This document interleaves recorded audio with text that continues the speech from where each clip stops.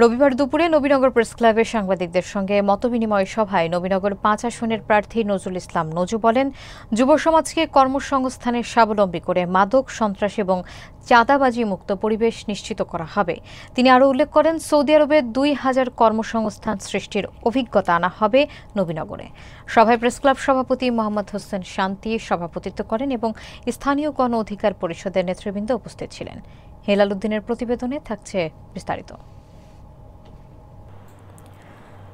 ব্রাহ্মণবাড়িয়া ৫ আসনে গণ অধিকার পরিষদের মনোনীত প্রার্থী নজরুল ইসলাম নজু নবীনগরের যুবকদের স্বাবলম্বিতার মাধ্যমে উপজেলা পরিবর্তনের অঙ্গীকার করেছেন। তিনি সাংবাদিকদের সঙ্গে মতবিনিময় সভায় বলেন, স্থানীয় যুবকদের কর্মসংস্থান নিশ্চিত করতে প্রয়োজনীয় উদ্যোগ গ্রহণ করা হবে এবং নতুন উদ্যোক্তা তৈরির মাধ্যমে বেকারত্ব দূর করা হবে।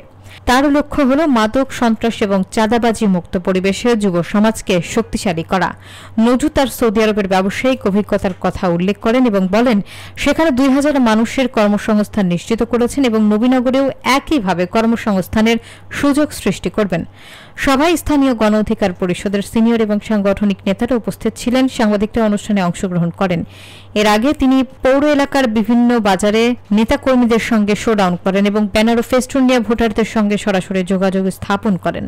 নজু অতীতেও ধর্মীয় প্রতিষ্ঠান, শিক্ষা প্রতিষ্ঠান, সড়ক সংস্কার এবং অসহায় ও দুস্থদের পাশে দাঁড়ানোর মতো সামাজিক এবং উন্নয়নমূলক কর্মকাণ্ডে সহযোগিতা করেছেন।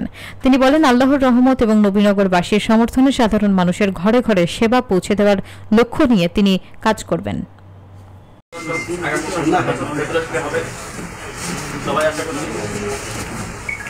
আমি এবার আসছি আপনাদের মাঝে গণ অধিকার পরিষদ থেকে আপনারা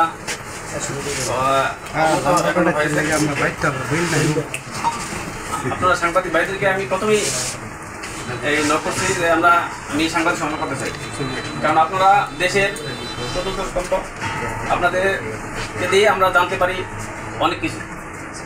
আমিও আপনাদের মধ্যে নবীনগরবাসীকে জানাতে চাই, আমি গণ অধিকার পরিষদ থেকে মনোনীত হই।